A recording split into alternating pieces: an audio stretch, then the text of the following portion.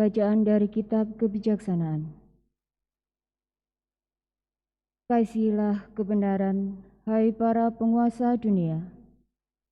Hendaklah pikiranmu tertuju kepada Tuhan dengan tulus ikhlas, dan carilah Dia dengan tulus hati. Ia membiarkan dirinya ditemukan oleh orang yang tidak mencobainya. Ia menampakkan diri kepada semua yang tidak menaruh syak wasangka terhadapnya. Pikiran bengkang-bengkung menjauhkan dari Allah, dan orang bodoh yang menguji kekuasaannya pasti dienyahkan. Sebab kebijaksanaan tidak masuk ke dalam hati keruh, dan tidak pula tinggal dalam tubuh yang dikuasai dosa. Roh pendidik yang suci menghindarkan tipu daya, dan pikiran pandir dijauhinya. Sebab kebijaksanaan adalah roh yang sayang akan manusia, tetapi si penghujat tidak dibiarkannya terluput dari hukuman karena ucapan bibirnya.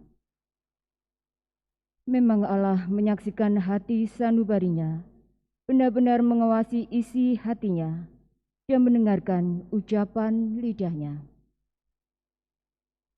Sebab roh Tuhan memenuhi seluruh dunia, dan Dia yang merangkum segala-galanya tahu apa yang disuarakan. Demikianlah sabda Tuhan. Syukur kepada Allah. Tuntunlah aku di jalan yang kekal, ya Tuhan. Tuntunlah aku di jalan yang kekal, ya Tuhan. Tuhan, Engkau menyelidiki dan mengenal aku. Engkau mengetahui apakah aku duduk atau berdiri. Engkau mengerti pikiranku dari jauh. Engkau memeriksa aku kalau aku berjalan dan berbaring. Segala jalanku Kau maklumi. Tuntunlah aku di jalan yang kekal, ya Tuhan. Sebab sebelum lidahku mengeluarkan perkataan, sesungguhnya semuanya telah Kau ketahui, ya Tuhan. Dari belakang dan dari depan Engkau mengurung aku, dan Engkau menaruh tangan-Mu di atasku. Terlalu ajaib bagiku pengetahuan itu, terlalu tinggi, tidak sanggup aku mencapainya. Tuntunlah aku di jalan yang kekal, ya Tuhan. Kemana aku dapat pergi menjauhi Roh-Mu? Kemana aku dapat lari dari hadapan-Mu? Jika aku mendaki langit, Engkau di sana. Jika aku menaruh tempat tidurku di dunia orang mati, Engkau pun ada di situ. Tuntunlah aku di jalan yang kekal, ya Tuhan. Jika aku terbang dengan sayap fajar dan membuat kediaman di ujung laut, di sana pun tangan-Mu akan menuntun aku, dan tangan kanan-Mu memegang aku. Tuntunlah aku di jalan yang kekal, ya Tuhan. Haleluya, haleluya, haleluya, haleluya, haleluya, haleluya. Hendaknya di dunia ini kalian bersinar seperti bintang-bintang, sambil berpegang pada firman kehidupan. Haleluya, haleluya, haleluya.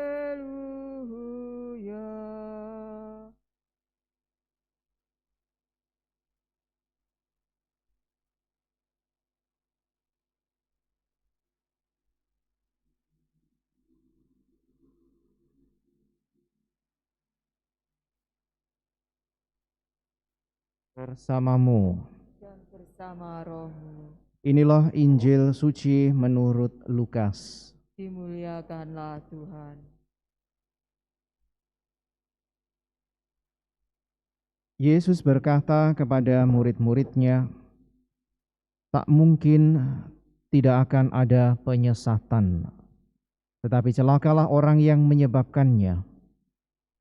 Lebih baik baginya jika sebuah batu kilangan diikatkan pada lehernya, lalu ia dilemparkan ke dalam laut, daripada ia menyesatkan salah seorang yang lemah ini. Jagalah dirimu, jika saudaramu berbuat dosa, tegurlah dia. Dan jika ia menyesal, ampunilah dia.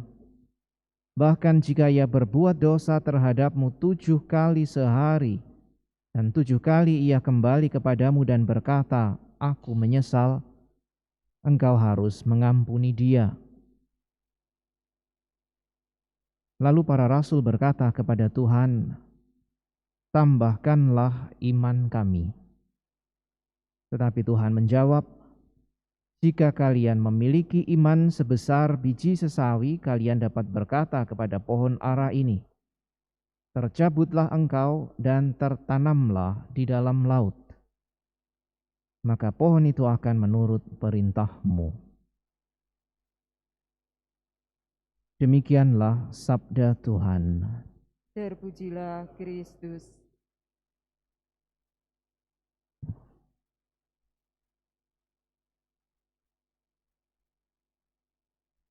Saudara sekalian yang terkasih, mengampuni itu tampaknya, dan bukan hanya tampaknya, umumnya bagi kebanyakan orang dirasakan sulit. Bahkan mungkin ada yang mengatakan tidak mungkin. Maka lalu Yesus menggambarkan sama tidak mungkinnya seperti orang beranggapan bahwa mencabut pohon dengan perkataan itu tidak mungkin. Yesus tadi katakan, "Tercabutlah engkau dan tertanamlah di dalam laut," hanya dengan kalau kalian memiliki iman sebesar biji sesawi, dan itu mungkin. Ini adalah gambaran betapa sulitnya orang mengampuni. Sama seperti ketika kita berpikir sulit mau memindahkan pohon hanya dengan perkataan "pindahlah." Tetapi lalu Yesus mengatakan, kalau kalian memiliki iman sebesar biji sesawi, dan biji sesawi itu amat kecil, maka hal itu mungkin. Saudara sekalian yang terkasih, tentu saja Yesus tidak memaksudkan bahwa dengan iman sekecil biji itu lalu kita bisa mengatakan kepada pohon untuk berpindah dan pohon itu pindah.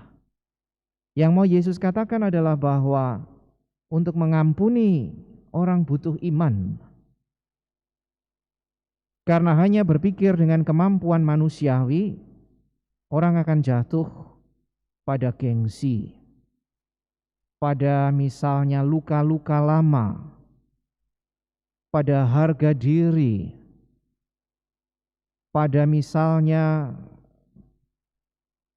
perhitungan-perhitungan yang akhirnya menjatuhkan kesalahan kepada orang lain dan ketidaksediaan untuk membuka hati kembali.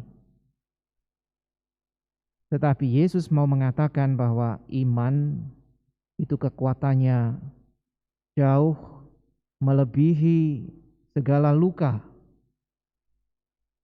segala mungkin kenangan masa lalu yang masih menghantui, atau dendam, atau apapun juga. Karena iman itu artinya percaya bahwa Allah dengan segala macam kekuatan, kasih, dan kerahimannya menerima kita dan mengampuni kita berapa kali pun asal kita menyesal, datang kepadanya dan mohon ampun. Kalau Tuhan yang Maha Kasih dan Maha Rahim ini mengampuni kita, maka dengan iman yang sama kita diajak juga untuk berani mengampuni sesama. Secara ekstrim tadi Yesus mengatakan, pun kalau misalnya saudaramu 7 kali sehari datang kepadamu untuk memohon ampun dengan penyesalan, engkau harus mengampuni dia. Artinya tanpa batas. Karena bagi masyarakat Yahudi 3 kali itu batas. Orang mengampuni 3 kali itu cukup. Tetapi tidak bagi Yesus. Tidak cukup 3 kali, tidak cukup bahkan 7 kali, tetapi berkali-kali, sama seperti Allah mengampuni kita berkali-kali, berapa kali pun kita datang kepadanya kalau kita sungguh menyesal dan mau kembali kepadanya.